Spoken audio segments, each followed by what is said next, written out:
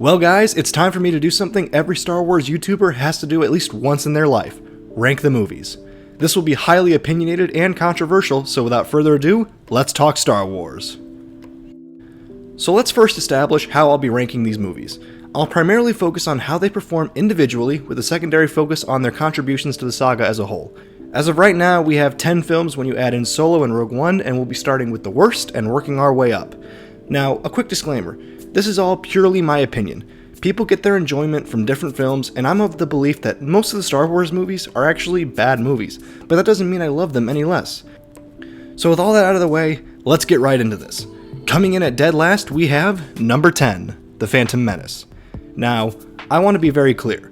I went back and forth a lot between this movie and the film at number 9, and after years of comparing them, I can safely say that Phantom Menace is the worst movie, and that's because it didn't need to exist. Remember, I focus on how the movie stands on its own, and how it contributes to the franchise as a whole, and this movie sucks at both of them. The acting is bad, the pacing is bad, the story is a dumpster fire, and it just feels out of place when compared to its trilogy. But most importantly, this entire movie could have just been reduced to a 20 to 30 minute flashback sequence. The only relevant part of this movie to the rest of the trilogy is Qui-Gon and Obi-Wan discovering Anakin. Yes, the Trade Federation and Sidious being elected are important, but this could have just happened off-screen or in Episode 2. You have to remember that there are 10 years between Episode 1 and 2, and many of the main characters hardly if ever interact during this gap. Now, let's be clear. I do think time jumps are good and they give the characters time to breathe, and it's one of the biggest issues I have with The Last Jedi. But a time skip of 10 years is way too long. The characters are older, with new philosophies and motivations. This forces the characters to now fit 3 movies worth of development into 2.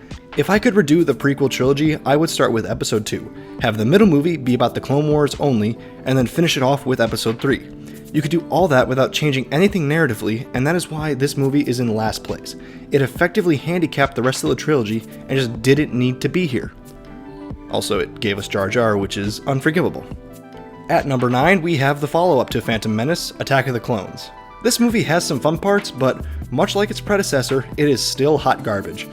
The acting sucks, the CGI is atrocious even for its time, and worst of all, the romance between Anakin and Padme is just unbearable. Now, I get it, you need them to fall in love by the end of the movie, so that Anakin turns to the dark side in 3. But come on, just listen to this stuff. I don't like sand. It's coarse and rough and irritating, and it gets everywhere. The closer I get to you, the worse it gets. The thought of not being with you, I can't breathe. Please don't look at me like that. Why not? It makes me feel uncomfortable. Sorry, milady. I swear I didn't edit any of those, it's just that bad. But even without the romance, this movie lacks any type of structure. Padme is avoiding assassination attempts left and right, and then the attacker just happens to be the guy who is the clone template so that Obi-Wan tracks him down. Then they all meet up on Geonosis and there's a big fight scene, which is pretty cool to be honest, but it just lacks any sort of driving force. It just seems like the characters are wandering around to whatever scene they need to be in next, and there's no real sense of urgency. Padme is safe with Anakin, and the Separatists were going to declare war anyways. It lacks a driving narrative. One last thing I will say about this movie is that it ruins Anakin's character for the entire trilogy. They had a clean slate to work with for his character, and they made him impossible to connect to. He's whiny, immature, and just a brat who has no social skills whatsoever. He literally defends fascism. Of course not me. But someone. Someone wise. Sounds an awful lot like a dictatorship to me. Well, if it works. Yeah, that's the right reaction, Padme. I recently watched the prequel trilogy, and I just cannot get over how bad these first 2 movies are. But now we're going to take a break from the prequels and get into number 8, The Last Jedi. Oh boy, this one's interesting. Now, I have gone on record before saying that this movie is a mixed bag, and I stand by that. The movie has some of my favorite scenes and concepts in all of Star Wars, but it also has some of my least favorite. I loved the throne room scene, Luke's redemption, the hyperspace ram, and Rey and Kylo's connection with each other just across the entire movie.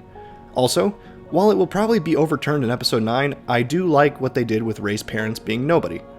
On the other hand, this movie started off on a shaky note, wasted Finn's character, had brazenly dense or stupid character decisions, and in many aspects just didn't execute its goals well.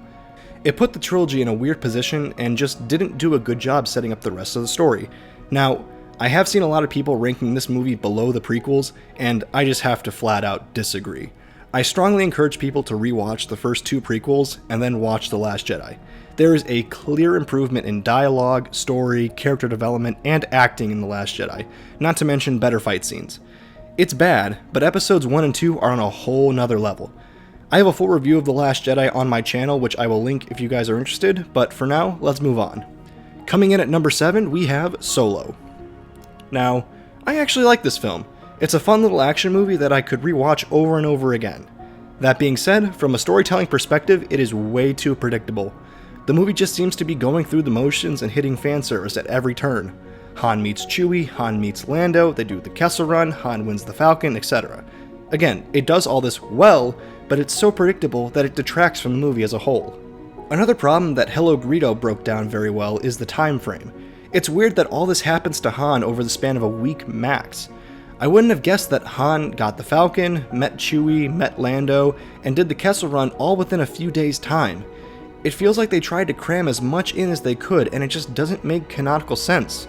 Just have some smaller 2 to 3 month time skips within the film, and it would make so much more sense.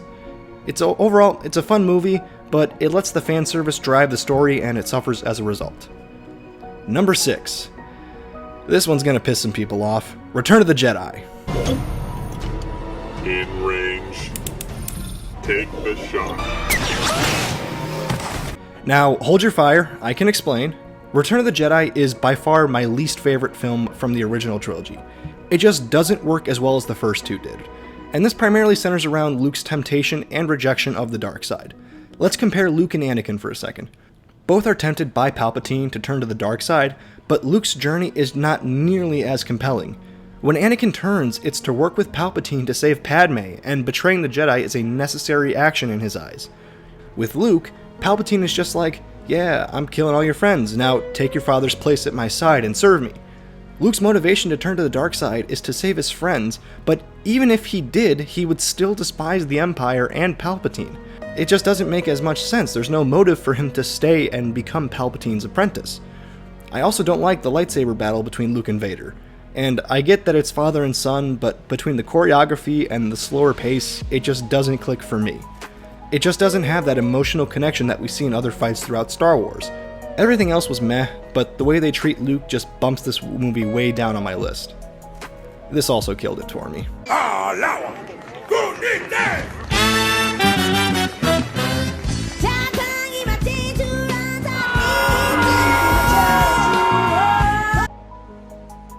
Alright guys, we made it halfway. At number 5, we have Rogue One. This movie is actually a bit of an oddball.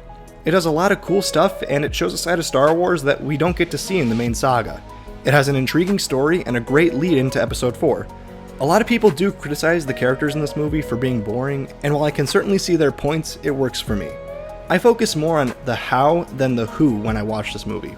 We all knew going in that everyone would die. The movie was all about what they did to accomplish their actions, not about the characters themselves. I like the action, I like the story, and I love the entire third act at Scarif. Overall, a solid movie, not as fun to rewatch, but a solid midpoint for the rankings. Plus, it has one of the best space battles in all of Star Wars, and this.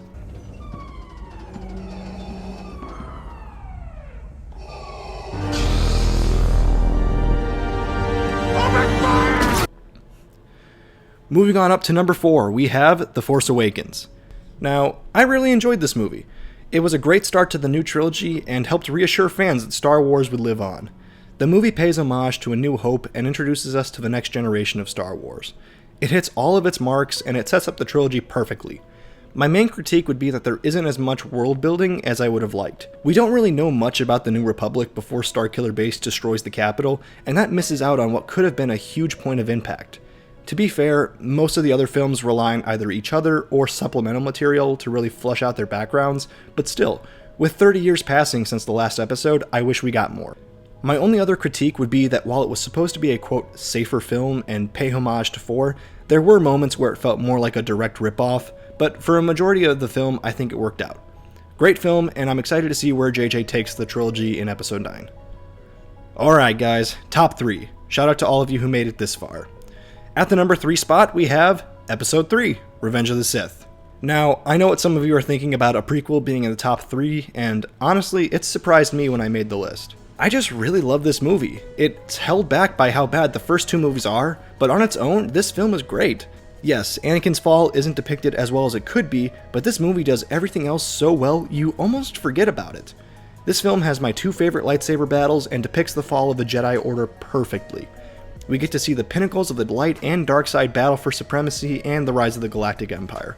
Obi-Wan and Yoda are at their best in this film, and everything just comes together. Great movie, and it's a shame the first 2 bring it down as much as they do. Okay, 2 more films left. Now, I'm going to be a bit basic here, but can you really blame me? Taking the number 2 spot is Episode 4, A New Hope. This is the movie that started it all, and it paved the way for decades of films to follow. It has a compelling story, good characters, and special effects which were way ahead of their time. I don't like Luke being a whiny brat during the beginning of the film, and Han definitely did shoot first, but honestly, I can't find much more wrong with this film. It's the whole reason I'm here talking to you right now. And last but certainly not least, the reigning champ, Episode 5, The Empire Strikes Back. This movie is the pinnacle of Star Wars. It is perhaps the best sequel ever made, it has better action, great character development, and it actually got the romance scenes right, something not easily done in Star Wars. I don't like sand. I don't really need to say anything else about this movie, you guys all know how good it is. Number 1 by a mile. And just like that, we have our rankings. For those of you who are curious about the TV shows, I would place Rebels in last place and the Clone Wars in either second or third place depending on the day. But that's just my opinion. What do you guys think? How does your list compare to mine? Let's talk about it down in the comments. If you enjoyed this video, then be sure to leave a like and subscribe so you don't miss the next time we talk Star Wars. If you have an idea for a new video you want to see covered, be sure to leave a comment. I read every one, so your idea could become the next video. Till next time, thank you all so much for watching, and may the Force be with you.